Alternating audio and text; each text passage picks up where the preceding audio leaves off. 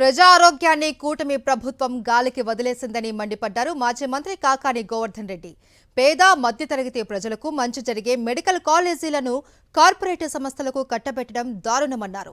నెల్లూరు జిల్లా YSRCP SC cell ఆధ్వర్యంలో medical కాలేజీల ప్రైవేటీకరణకు వ్యతిరేకంగా నిరసన చేపట్టారు. అనంతరం అంబేద్కర్ విగ్రహానికి వినతిపత్రం అందజేశారు.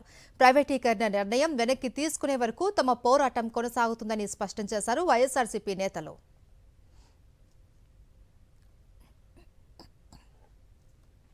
మరి గొప్పగా 17 మెడికల్ కాలేజీలు తెచ్చుకోవడం జరిగింది.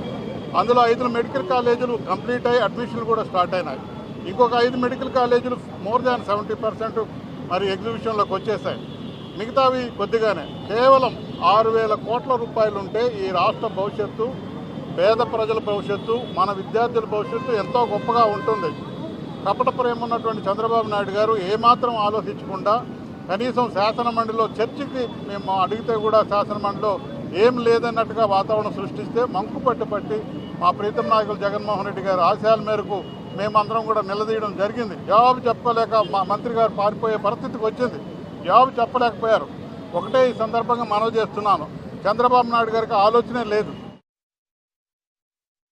ఎందుకు ఈరోజు బిఆర్ అంబేద్కర్ గారి దగ్గర వినతి పత్రం సమర్పించామంటే ఆయన రాసినటువంటి రాజ్యాంగం, మనం అనుసరిస్తూ ఆచరిస్తున్నటువంటి రాజ్యాంగం, విద్య వైద్యం అనేటువంటి రెండు కూడా రాష్ట్ర ప్రజల ప్రాథమిక హక్కు, దానిని ప్రభుత్వాలు అందించాలి ప్రజలకి అనేటువంటిది ఆయన స్పష్టంగా రాజ్యాంగంలో పేర్కొనడం జరిగింది.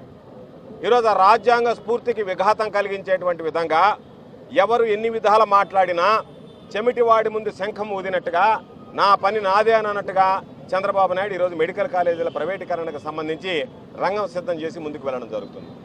చంద్రబాబు నాయుడు ముఖ్యమంత్రిగా ఉన్నటువంటి కాలంలో ఒక్క మెడికల్ కాలేజీ కానీ రాష్ట్రంలో ఒక్క మెడికల్ సీట్ కానీ అదనంగా వచ్చినటువంటి పరిస్థితి లేదు.